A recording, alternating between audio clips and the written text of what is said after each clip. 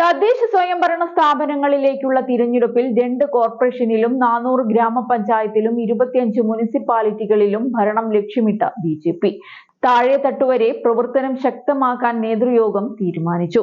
തിരഞ്ഞെടുപ്പ് പ്രവർത്തനങ്ങൾക്ക് RSS മേൽനോട്ടം വഹിക്കും. 15,000 വാർഡുകളിൽ വിജയിപ്പിക്കാനുള്ള തയ്യാറെടുപ്പുകളാണ് നടക്കുന്നത്. വികസിത കേരളം എന്നതാണ് വരുന്ന തദ്ദേശ നിയമസഭാ തിരഞ്ഞെടുപ്പുകളിൽ ബിജെപിയുടെ മുദ്രാവാക്യം. തിരുവനന്തപുരം, തൃശൂർ കോർപ്പറേഷനുകളിൽ അധികാരത്തിലെത്താമെന്നും കൊല്ലത്തും കോഴിക്കോട്ടും രണ്ടാമതെത്താമെന്നുമാണ് ബിജെപിയുടെ കണക്കുകൂട്ടൽ. ബ്ലോക്ക്, ജില്ലാ പഞ്ചായത്തുകളിൽ കഴിയാവുന്നത്ര അംഗബലം കൂട്ടും. കുറഞ്ഞ സീറ്റിൽ ഭരണം നഷ്ടപ്പെട്ട മുനിസിപ്പാലിറ്റികളിലും ഗ്രാമപഞ്ചായത്തുകളിലും നേരിയ വോട്ടിൽ പരാജയപ്പെട്ട വാർഡുകളിലും കൂടുതൽ ശ്രദ്ധ ചെലുത്താനാണ് തീരുമാനം. ഓരോ പ്രദേശത്തെയും പ്രവർത്തനങ്ങൾ പാർട്ടിയുടെ സരൾ ആപ്പിൽ അപ്പോൾ അപ്ലോഡ് ചെയ്യുമെന്നതിനാൽ അതത് സമയം നേതൃത്വത്തിന് വിലയിരുത്താനാകും. വോട്ടർ പട്ടികയിൽ പേര് ചേർക്കുന്നതിൽ മുൻ തിരഞ്ഞെടുപ്പുകളേക്കാൾ മുൻഗണന ഇത്തവണ നേതാക്കൾ നൽകുന്നുണ്ട്. ഗ്രാമപഞ്ചായത്തുകളുടെ ചുമതല ജനറൽ സെക്രട്ടറി MT രമേശിനാണ്. 1200 തദ്ദേശ സ്ഥാപനങ്ങളിലായി 21,900 വാർഡുകളാണ് നിലവിലുള്ളത്. വാർഡ് വിഭജനം പൂർത്തിയാകുന്നതോടെ 23,612 ആകും. അതേസമയം നിലമ്പൂർ ഉപതിരഞ്ഞെടുപ്പിൽ UDF സ്ഥാനാർത്ഥിക്കായുള്ള കാത്തിരിപ്പ് തുടരുകയാണ്. UDF സ്ഥാനാർത്ഥിയായി ആര്യാടൻ ഷൗക്കത്ത് വരുമെന്ന പ്രചരണം ശക്തമായതോടെ അതൃപ്തി പ്രകടമാക്കി PV അൻവർ രംഗത്ത് വന്നിരുന്നു. നേരത്തെ തന്നെ ആര്യാടൻ ഷൗക്കത്തിനെ നിലമ്പൂരിൽ മത്സരിപ്പിക്കരുതെന്ന അൻവറിന്റെ പ്രസ്താവന UDFനെ പ്രതിരോധത്തിൽ ആക്കിയിരുന്നു. ഇതിനു പിന്നാലെയാണ് പ്രഖ്യാപനം അടുത്തിരിക്കെ അൻവർ ഇടഞ്ഞു നിൽക്കുന്നത്.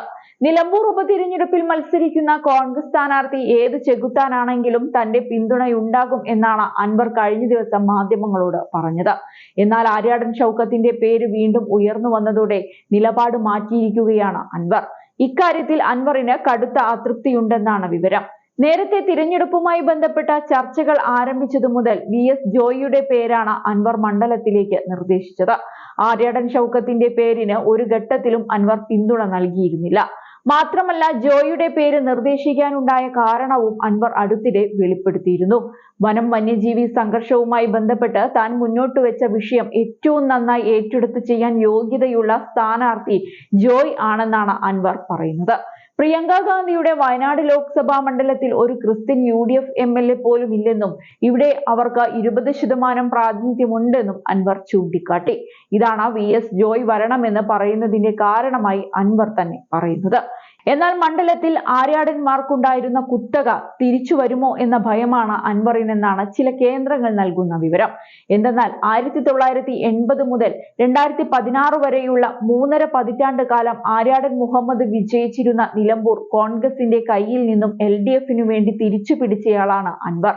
അതുകൊണ്ട് തന്നെ വീണ്ടും മണ്ഡലം ആര്യാടന്മാരുടെ കയ്യിലേക്ക് പോകുന്നതിൽ അൻവറിന് അതൃപ്തിയുണ്ട്. പക്ഷേ കോൺഗ്രസിനും ഇക്കാര്യത്തിൽ ചില കൃത്യമായ കണക്കുകൂട്ടലുകൾ ഉണ്ട് താനും. നിലമ്പൂരിലും മലപ്പുറത്തും വലിയ പിന്തുണയുള്ള ആര്യാടൻ പാരമ്പര്യത്തെ കണ്ടില്ലെന്ന് നടിക്കാൻ കോൺഗ്രസിനും കഴിയാത്ത സാഹചര്യമാണ്.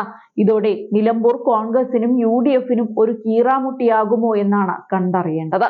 അൻവറിനെ പിണക്കിയാൽ അത് ഗുണം ചെയ്യില്ലെന്ന് കോൺഗ്രസിന് നന്നായിട്ടറിയാം. മറ്റെന്തെങ്കിലും ഫോർമുല ഇതിനായി കണ്ടെത്തേണ്ടി വരുമോ എന്നതും പരിഗണനയിലുണ്ട്. അതല്ല, ആര്യാടൻ ഷൗക്കത്തോ അല്ലെങ്കിൽ VS ജോയിയോ കൂടാതെ മൂന്നാമതൊരാൾ അവിടെ മത്സരിക്കുമോ എന്നതും ഏവരും ഉറ്റുനോക്കുന്ന കാര്യമാണ്.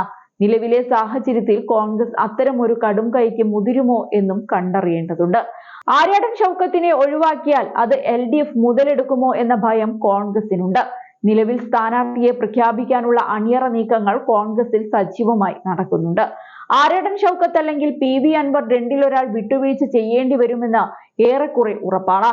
അതേസമയം നിലമ്പൂർ ഉൾപ്പെടെയുള്ള രാജ്യത്തെ 5 നിയമസഭാ സീറ്റുകളിലേക്കുള്ള ഉപതിരഞ്ഞെടുപ്പ് തീയതികൾ പ്രഖ്യാപിച്ചത് കഴിഞ്ഞ ദിവസം രാവിലെയാണ്. ജൂൺ 19 വോട്ടെടുപ്പ് നടത്തുമെന്നാണ് തിരഞ്ഞെടുപ്പ് കമ്മീഷൻ അറിയിച്ചത്. വോട്ടെണ്ണൽ ജൂൺ 23 നടക്കും. വിജ്ഞാപനം ഇന്നുണ്ടാകും.